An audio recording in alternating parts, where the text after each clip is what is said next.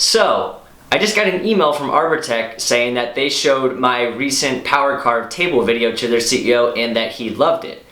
And I was like, well, that's really cool. If any of you guys have ever seen the Arbortech CEO, you would immediately know that he's like the one guy that you would want to have in your shop shouting encouragement to you while you built your project. He's super Australian and he's super awesome. And they sent me a couple of design references that they said work with the turbo plane best, and one of them was this bench, which is like the coolest looking thing I've ever seen, and I immediately wanted to do it.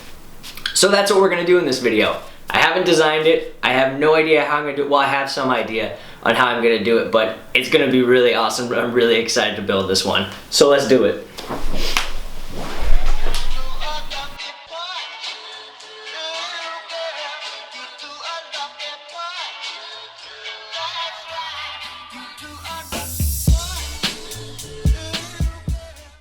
Now, without overburdening you with details on this build, I won't give a huge amount of measurements. I go into a lot of depth on my design, my cuts, and all of that fun stuff in my written article, which I linked in the top corner of this video, so check that out if you're interested.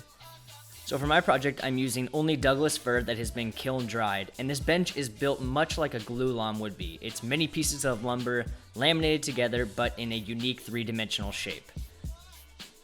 And because I'm going to be laminating all of these pieces together, I ran everything through my planer to give each side a smooth, nice surface. This also removed any cupping and would allow for clean, no-gap glue-ups. One of the slightly more complicated parts about my design involved cutting 6 L-shaped pieces from my 2x12s. So I used my T-square to mark out all of my cut lines and used my circular saw to cut everything out, which included plunging the saw for my middle cuts.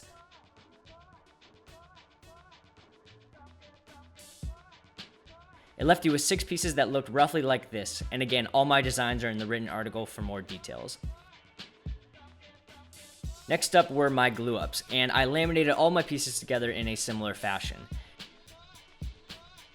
And because I'm limited on the number of clamps I had, I think I ended up doing 9 total glue-ups over the course of a week.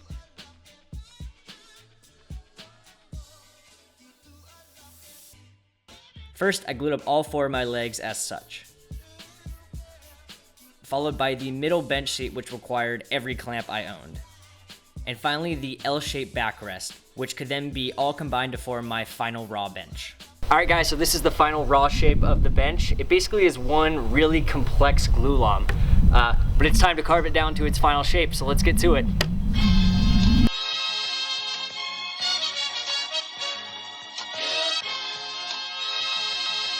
So this thing weighed 102 pounds before I did any shaping, and my plan all along was to remove material using my turbo plane, which attaches quite nicely to my angle grinder.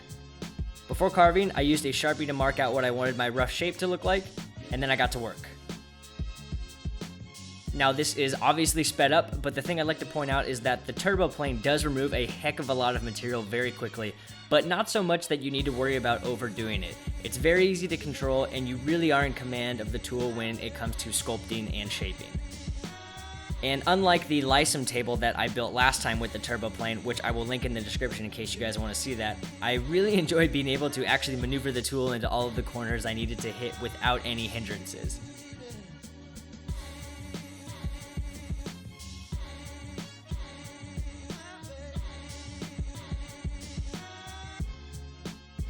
And after rough shaping, I switched to my 40 grit flap disc, which really helps to take down a lot of the carving gouge marks that are harder to remove for an amateur like me using just the turbo plane. So after about 4 hours of carving and 2 hours of flap disc grinding, I called it for a day.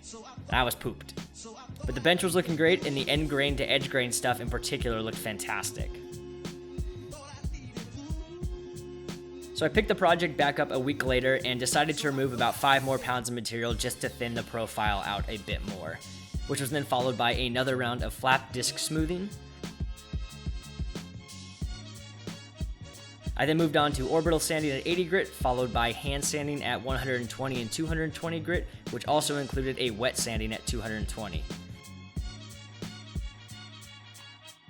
Now my glue-ups were not perfect everywhere, so I did use a bit of wood filler in a few places to cover up small gaps to make the bench look smooth everywhere.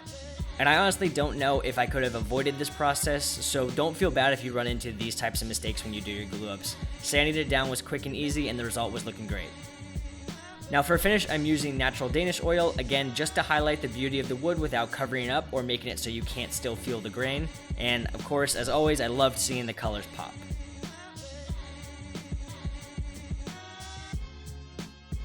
And after 2 thick coats, I was done.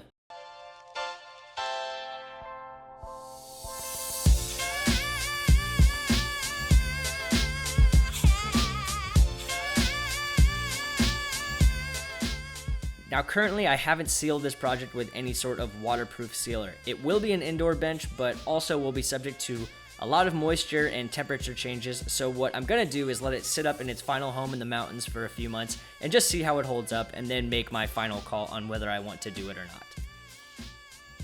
And just here's a quick transition to show the various shapes it took throughout the process. I think in total I removed 32 pounds of wood material. Thanks so much for watching this one, guys. Now, I had a really fun time working on this bench, especially with it being the second time that I had worked on something like this, as well as just being able to work in a much larger space and really create and shape this thing like I wanted to. If you did enjoy the video, let me know by hitting the like button, as well as subscribing to the channel, as I try to put up videos every couple of weeks, and I would love it if you guys stuck around for them. And I think I'll just end it here and say thanks for watching. I'll see you guys next time on the cutting board.